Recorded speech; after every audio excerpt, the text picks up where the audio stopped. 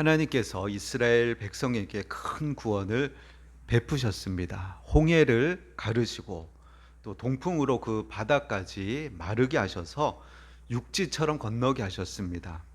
그리고 그 뒤를 쫓아오는 애굽 군대를 홍해에 수상시켜서 그 모든 병거와 시체가 홍해가에 떠오르게 하셨습니다. 이 모습을 본 이스라엘 백성은 감격이 말할 수 없겠죠. 흥분하고 기뻐서 소고를 들고 치고 하나님을 찬양합니다. 그것이 바로 오늘 읽은 본문 말씀 바로 앞에 나오는 내용입니다. 그래서 15장 1절부터 보면은 18절까지 모세의 노래, 그리고 19절부터 보면은 미리암의 노래.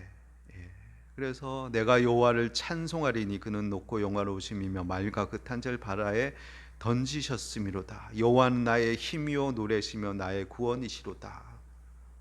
그는 나의 하나님이시니 내가 그를 찬송할 것이요 내 아버지 하나님이시니 내가 그를 높이리로다.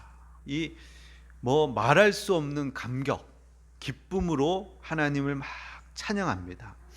자, 그 일 이후에 3일을 길을 갑니다. 근데 그 3일 길 동안 물이 없습니다.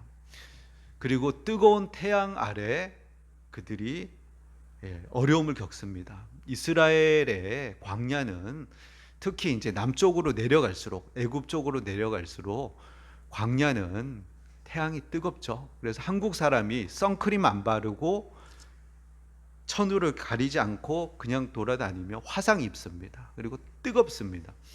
그 태양빛 아래 보이는 것이라고는 흙과 돌 무더기뿐이 없는 그 길을 3일 길을 걸어가니까 그들 입에서 이제 단내가 나는 거죠. 근데 마라라는 곳에 딱 도착했는데 물이 있습니다. 근데 마셔보니까 써서 못 마시는 겁니다. 그러니까 이들이 모세를 원망하기 시작합니다. 이것이 사람입니다. 사람. 자, 3일 전에 어떠한 일이 있었습니까?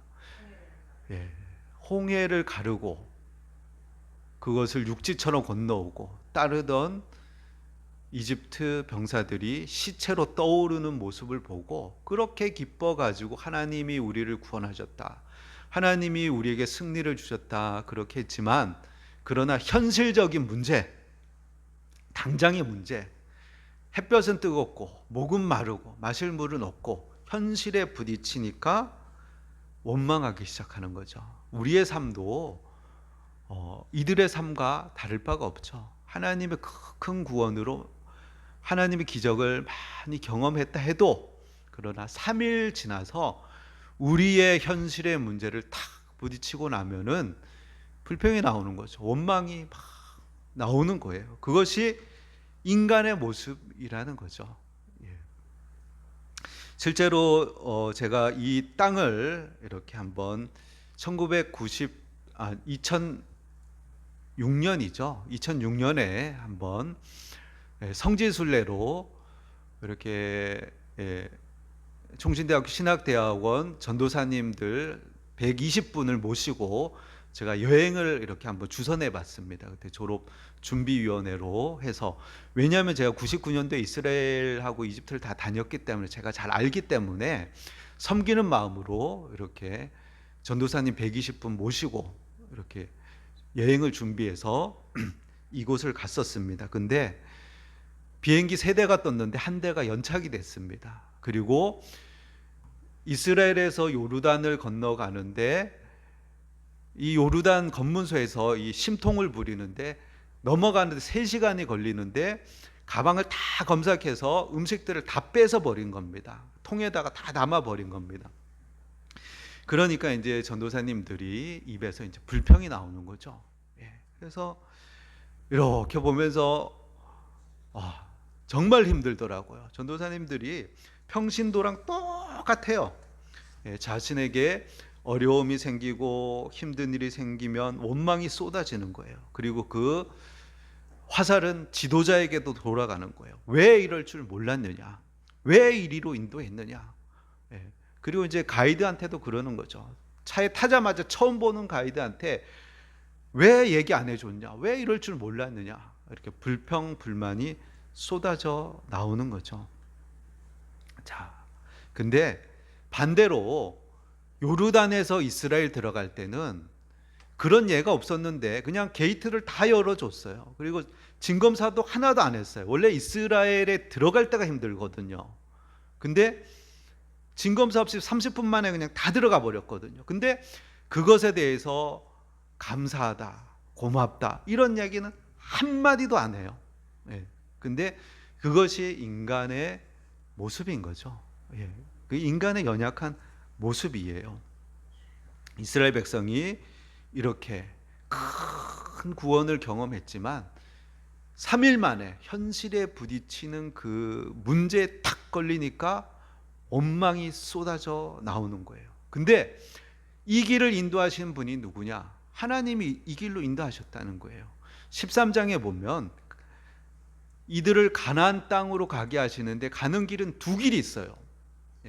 블레셋 사람의 길, 그리고 홍해의 강약길, 이 두 길이 있는데 하나님이 의도적으로 이 길로 인도하셨다는 거예요. 그 이유는 뭐냐면 이들이 블레셋 사람의 길로 가다가 전쟁을 만나면 애굽으로 다시금 돌아갈까 봐 그렇다고 성경에 기록하고 있어요. 그리고 또 하나는 하나님께서 이스라엘을 연단하고 훈련하기 위해서 광야의 길로 인도하셨다는 거예요.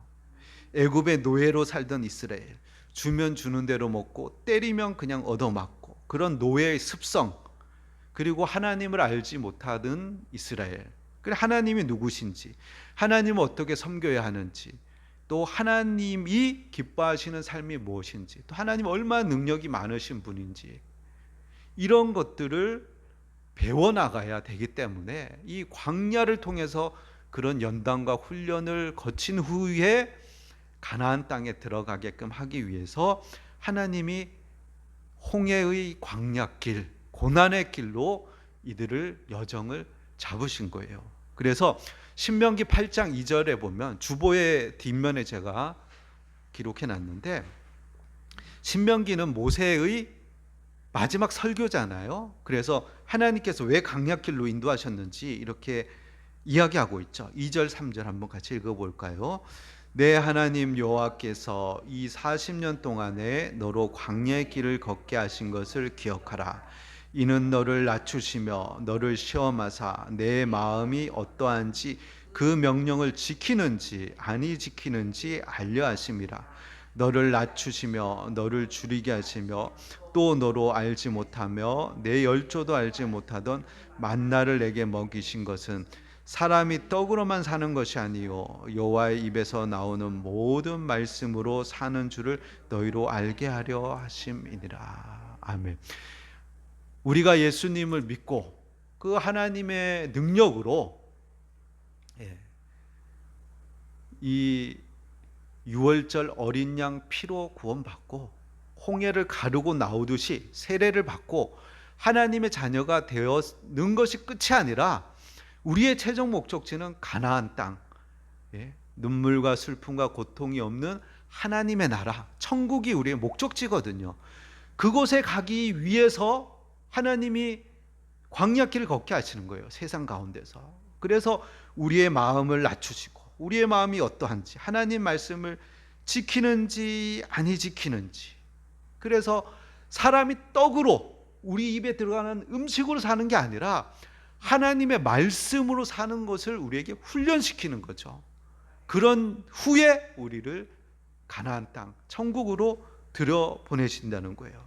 그리고 8장 5절에 보면 읽어볼까요? 너는 사람이 그 아들을 징계한 같이 내 하나님 여호와께서 너를 징계하시는 줄 마음에 생각하고, 하나님이 그 받으시는 아들마다 징계하신다는 거예요. 천국 백성, 하나님의 자녀다운 모습으로 만들기 위해서 우리를 끊임없이 징계하신다는 거예요. 왜? 사랑하기 때문에 징계하신다는 거예요. 그러나 하나님 우리의 연약함을 아셔요. 그리고 우리를 불쌍히 여기시고 우리가 연약함을 알아서 필요적절하게 우리를 다루신다는 거예요. 시편 103편 13절 14절 같이 읽어봅시다. 우리가 아비가 자식을 불쌍히 여김같이 여호와께서 자기를 경외하는 자를 불쌍히 여기시나니 이는 저가 우리의 체질을 아시며 우리가 진토임을 기억하심이로다. 아멘. 아비가 자식을 알거든요. 예. 제가 제 딸을 알거든요. 예. 알기 때문에 저의 체질을 알아요. 그리고 저가 진토로 빚어졌다는 거 알아요. 그래서 세게 다루면 깨지고 부서진다는 걸 알아요. 그래서 필요 적절하게, 예. 그래서 어떤 때는 따끔하게 야단도 치지만 어떤 때는 그냥 놔두고 그냥 봐주는 거예요. 왜냐하면 너무 세게 다루면 안 되니까. 예. 하나님 우리를 아셔요. 우리가 진토이고 우리가 연약하다는 걸 알기 때문에 필요 적절하게 우리를 다루신다는 거예요. 그리고 그 목적은 우리가 하나님을 의지하고 하나님과 동행해서 훈련해서 하나님만이 참 신이고 하나님만 의지하는 하나님의 자녀 만들기 위해서 그렇게 우리를 훈련하고 계시다는 거예요. 자, 이렇게 어려움을 당하자 백성들이 모세를 원망하는 거죠. 예, 백성들을 원망하는 거예요. 이 패턴이 광야 생활 가운데 계속 반복돼요. 백성들은 원망해 모세를. 그러니까 모세는 어떻게 하죠? 하나님께 부르짖죠. 예. 너는 내게 부르짖으라. 내가 내게 응답하겠고 내가 알지 못하는 크고 비밀한 일을 보이리라. 자, 우리에게 어려움이 오고 우리에게 힘든 일이 와요. 예. 그러고 없다? 그 거짓말이에요. 그건 사이비 종교예요. 그거는 기독교 우리가 믿는 신앙, 성경은 끊임없이 예수 믿는 우리에게 환난과 어려움과 공고와 아픔이 있다. 자, 근데 그 가운데 어떻게 해야 되느냐? 어떻게 해야 됩니까? 기도하라는 거예요. 백성들은 원망하고 원망하지 말라는 거예요. 원망하지 말고 왜? 하나님이 살아계시니까. 우리가 잊지 말아야 되는 것은 하나님이 지금도 살아계시다는 거예요. 하나님 지금 또 살아계셔서 두 눈을 크게 뜨시고 우리를 보고 계셔요. 우리에게 원하시는 게 뭐예요? 기도를 하길 원하시는 거예요. 도야하길 원하시는 거예요. 하나님 의지하길 원하시는 거예요. 우리에게 어려움이 있을 때 원망하지 말고 기도하라는 거예요. 하나님께 기도하면 하나님이 들으신다는 거예요. 그 과정을 통해서 우리를 만들어 가시는 거예요. 우리 체질을 변화시키시는 거예요. 모세가 여호와께 부르짖었더니 25절에 부르짖었더니 기도하라는 거죠. 기도하니까 여호와께서 그에게 한 나무를 지시하시니 한 나무를 가리키시니, 그죠? 25절에 가리키시니 하나님께서 한 나무를 가리키셔요. 한 나무. 그 나무가 무엇이냐면 바로 예수님이 달리신 십자가를 가리키시는 거예요. 그 십자가를 그 쓴물에 던져 넣으니 바로 그 물이 달게 되었더라. 우리의 모든 문제는 하나님을 떠남으로부터 시작되었고 하나님을 의지하지 않고 내 힘으로 살아보려 하고 하나님을 마음에 두기 싫어함으로부터 우리의 고통과 아픔과 괴로움이 우리의 죽음이 거기서부터 시작된 것이에요. 하나님이 우리에게 보여주신 사랑, 하나님이 우리 어떻게 사랑하셨습니까? 그 사랑은 바로 십자가인 거예요. 우리가 먼저 하나님을 사랑한 것이 아니고 하나님이 우리를 먼저 사랑해 주셨어요. 자기 아들 예수를 십자가의 못을 박아 죽이심으로 하나님의 사랑을 보여주셨어요. 하나님의 자비와 긍휼, 하나님의 표식, 나무에 달린 예수, 그분으로 말미암아 우리에게 치료와 회복과 나음이 일어나는 거예요. 그 십자가를 쓴물에 던져 넣으니 달게 되는 거예요. 하나님이 가리키신 나무, 십자가, 그곳에 답이 있는 거예요. 그곳에 치료가 있고 회복이 있고 약이 있는 거예요.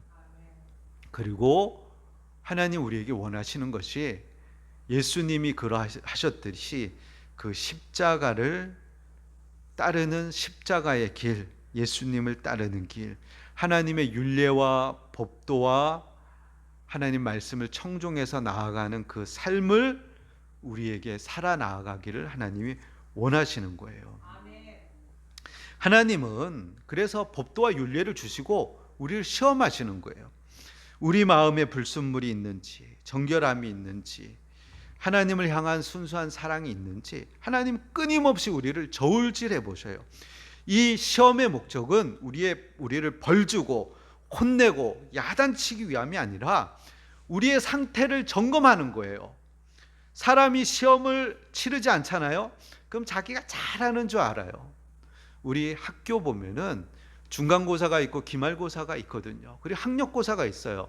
왜 시험을 치느냐? 학생들이 뭐 공부 잘하는 것 같죠. 근데 시험 봐봐야 아는 거예요. 그 실력을. 이제 이스라엘에 가면은 이스라엘은 울판이라고 히브리어를 가르치는 과정이 잘 되어 있어요. 왜냐하면 외국에서 이렇게 돌아오는 사람들이 많기 때문에. 그래서 울판이라는 그런 코스가 있어요. 그래서 7단계로 있어요. 7단계가 있는데 처음에 오면은 뭐 대학을 가든지 또 시내 사설 울판에 가든지 처음에 가면 꼭 해야 되는 게 있는데 그것이 바로 시험 치는 거예요. 그래서 시험을 쳐서 그 사람의 실력을 보고 그에 맞는 반에 넣어줘요. 한 번은 이렇게 총신대학교 신학대학원 구약학 교수님이 안식년으로 이스라엘에 오셨어요. 그래서 예루살렘에 머무시면서 이렇게 1년간 히브리 대학교의 울판 과정에서 히브리어, 현대 히브리어를 배우려고 등록을 하셨어요. 근데 뭐 아무리 교수님이라 해도 뭐 예외는 없어요. 시험 봐야 돼요. 현대 히브리어 시험을 봤는데 그분이 배정된 곳이 어디냐면 3단계예요. 총 7단계까지 있는데 알렙, 베트, 김멜, 달레, 해, 바브까지 있는데 그렇게 바브까지 하면 푸톨에서 졸업을 되는 거예요. 그래서 졸업해야지 거기서 학위가 나오는데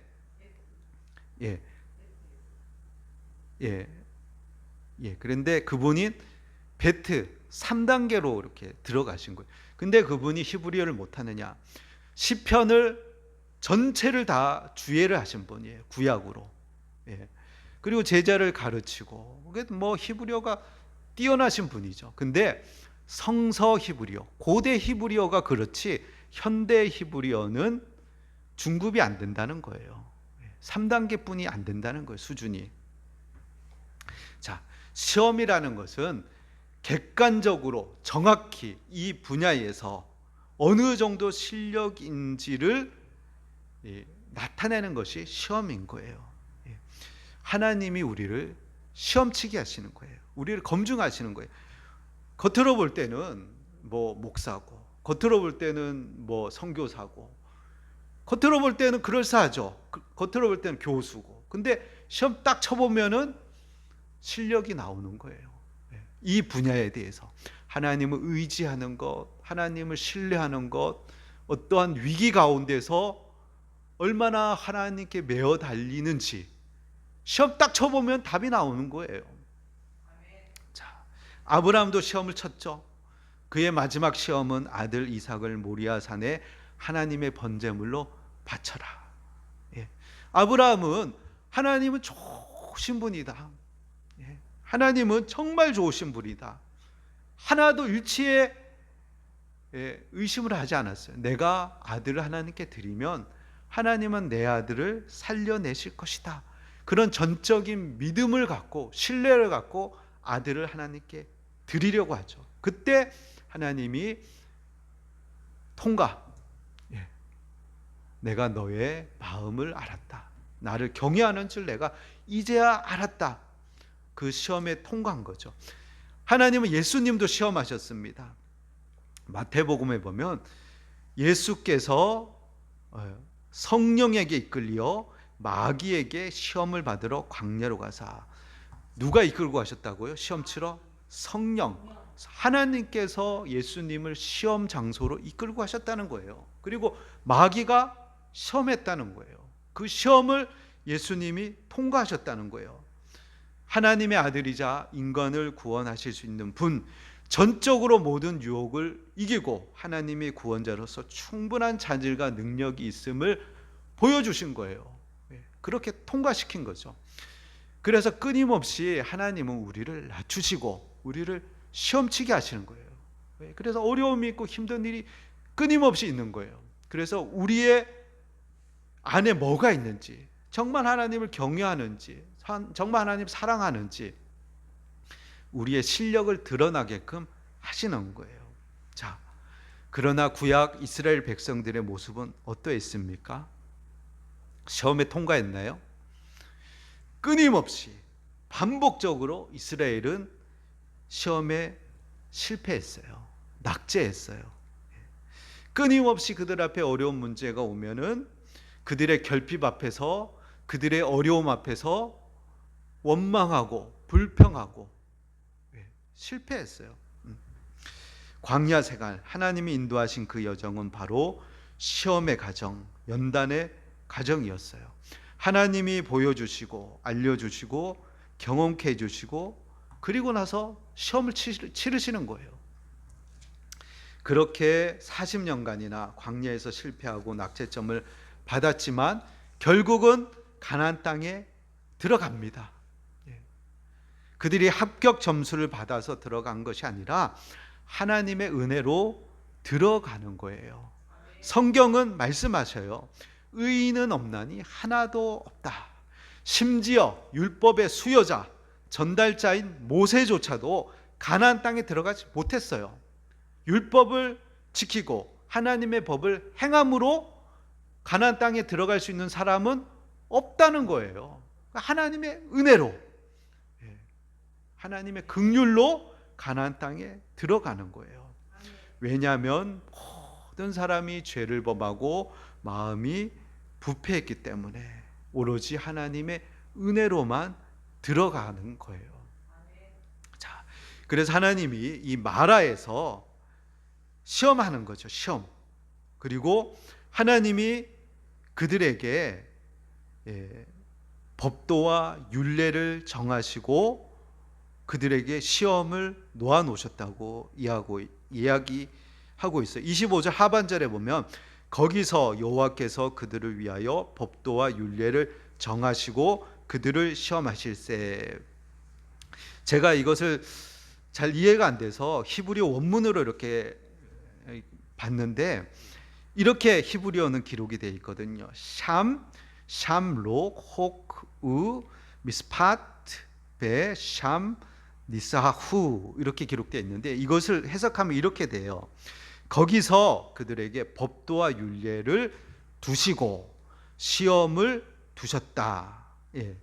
그러니까는 이게 한국 성경으로 이렇게 보면 이렇게 시험하실 새 이렇게 되어 있는데 이렇게 원문 보면은 하나님이 그들 앞에 법도와 율례를 두셨다. 시험을 두셨다. 그리고 시험을 두셨다. 하나님이 우리에게 법도, 하나님 기뻐하시는 것이 무엇인지, 하나님 원하시는 것이 무엇인지를 두셨다. 주셨다. 더 이상 애굽의 삶이 아니라 하나님의 백성으로 어떻게 하나님을 섬기고 또 어떻게 하나님 기쁘시게 할 수 있는지 하나님 백성의 삶의 방식을 우리에게 두셨다. 그리고 시험도 두셨다. 그리고 또 테스트도 하신다. 이렇게 말씀하시는 거예요. 그러시면서 하나님께서 26절에 이렇게 말씀하셔요. 26절 한번 읽어봅시다. 이르시되 너희가 너희 하나님 나 여호와의 말을 들어 순종하고 내가 보기에 의를 행하며 내 계명에 귀를 기울이며 내 모든 규례를 지키면 내가 애굽 사람에게 내린 모든 질병 중 하나도 너희에게 내리지 아니하리니 나는 너희를 치료하는 여호와임이라. 아멘. 자, 이 말씀은 하나님께서 내가 너희에게 준 명령 그거 지켜라. 그리고 순종해라. 말씀하시는 거예요. 그리고 또 하나님 말씀하시기를 내가 너희를 치료할 것이다.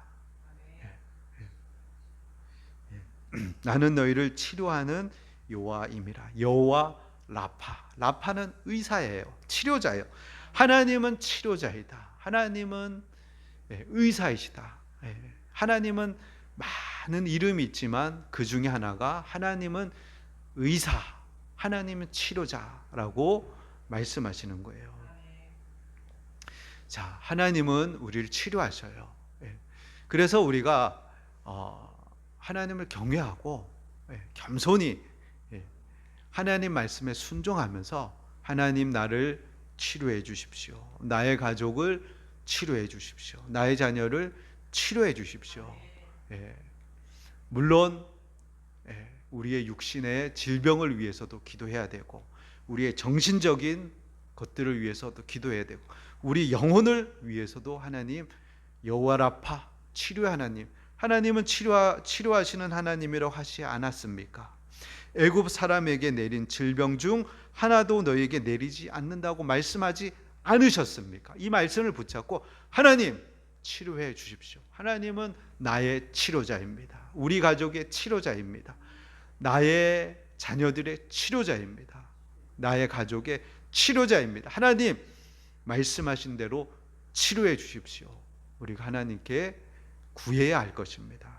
그러면 하나님 우리를 치료하십니다. 믿으시기 바랍니다. 자, 그리고 27절 마지막으로 한 절 읽겠습니다. 그들이 엘림에 이르니 거기에 물샘 12과 종려나무 70그루가 있는지라 거기서 그들이 그물 곁에 장막을 치니라. 아멘. 우리 삶에 우리의 신앙의 여정에 마라만 있는 것이 아니에요. 엘림 또한 있는 것이에요. 시험만 있는 것이 아니고 축제도 있어요. 축복도 있어요. 자, 샘이 12, 한 지파에 하나씩, 그리고 종려나무 70그루. 자, 하나님께서 이들을 위해서 쉬게 하시고 풍요를 또한 허락하시는 것이죠. 자, 단물로 변한 마라의 쓴물, 우리 삶 가운데 쓴물을 만나는 때가 우리에게 있어요. 하나님이 때로는 우리에게 그걸 허락하셔요. 그때 우리는 예수 그리스도 십자가 안에 아래로 나아가서 하나님이 보여주신 그 사랑을 붙잡고 하나님은 여호와 라파 치료의 하나님, 쓴물을 단물로 나무를 던져 넣어 십자가를 통해서 변화시키신 하나님, 하나님의 그 사랑의 증표, 그 십자가 앞에 내가 기도하오니 하나님 나의 인생의 문제를 해결해 주십시오. 나의 아픔을 해결하여 주시옵소서. 하나님 치료의 하나님, 나를 치료하시고 우리를 치료해 주십시오. 하나님 나와 함께하여 주십시오. 그렇게 기도하고 하나님의 은혜를 입는 저와 여러분이 되시기를 예수님의 이름으로 축원합니다.